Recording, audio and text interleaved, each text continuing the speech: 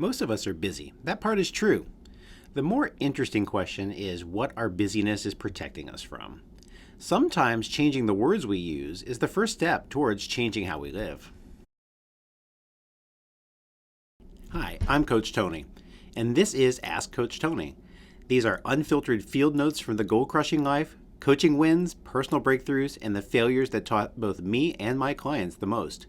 All real, all useful, all here to help you move forward. Before we dive in, here's a groan-worthy dad joke as a little palate cleanser. I promise it will be worth every penny you paid for it. An octopus approached a cat with a gun in each hand. The cat just chuckled and said, "You're one short, buddy." When was the last time you said you were too busy to do something? Everyone seems to be busy. Too busy to invest in personal growth, too busy to develop others, too busy to take care of their own health. Which raises an important question. How is it possible that everyone is this busy? Today I'm going to challenge you to replace the phrase, "I'm too busy," with something else.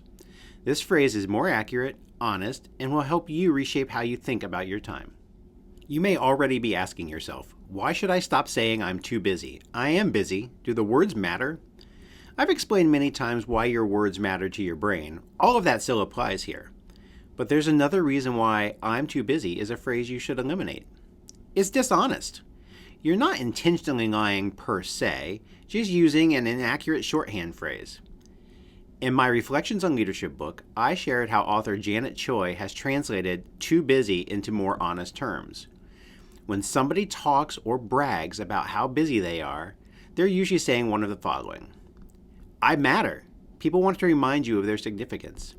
I am super important. People like feeding their own ego. I'm giving you an easy excuse. They just don't want to be honest and say no. I'm afraid. They're working to conquer their fear of missing out. I feel guilty. They are feeling guilty about spending too much time on unproductive stuff. When you are saying, "I'm too busy," which one of those statements are you actually saying? Try this simple change to your language to improve your life. Instead of saying, "I'm too busy," say, "That's not a priority for me right now." That's it. One simple change. But it isn't that simple. It's actually very powerful. First, swapping "too busy" for "not a priority" is more honest. As Laura Vanderkam writes, we all have the same 168 hours available every week. We all make choices about how we want to invest that time.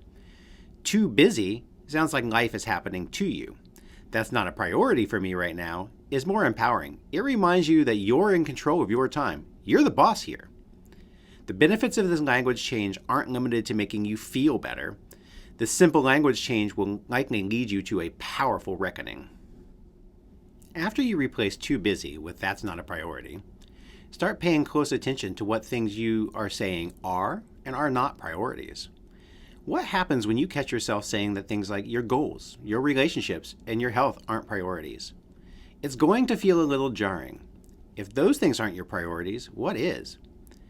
Paying attention to things you aren't considering priorities will likely trigger a reevaluation of how you invest your time. I recommend asking yourself a few meaningful questions. What are your goals? What do you want to accomplish? What are your values? Use the answers to these questions to help you decide how to prioritize your time. Intentionally investing your time in a way that's aligned with your priorities will start freeing you from the too busy quicksand. You're going to accomplish more in the same number of hours that you couldn't have imagined adding one more thing to in your too busy days. How do you want to spend your 168 hours each week? Pro tip, if these questions feel harder than they should, you're not alone. Grab the Project Manager Life Starter Kit and the email mini course will guide you through figuring out what you really want to achieve. Click below to get started today. Making intentional decisions regarding how you invest your time is a first step in slaying the too busy dragon.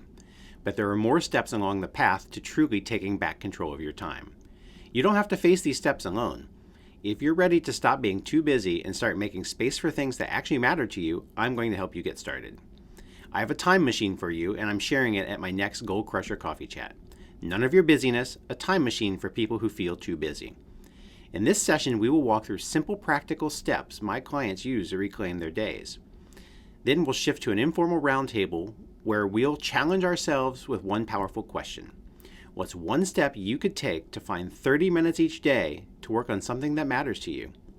If you're ready to stop letting "I'm too busy" decide what gets postponed, this conversation's for you. Save your spot below for this free event. We all have the same 168 hours each week, so the real issue isn't time. It's how we choose our priorities.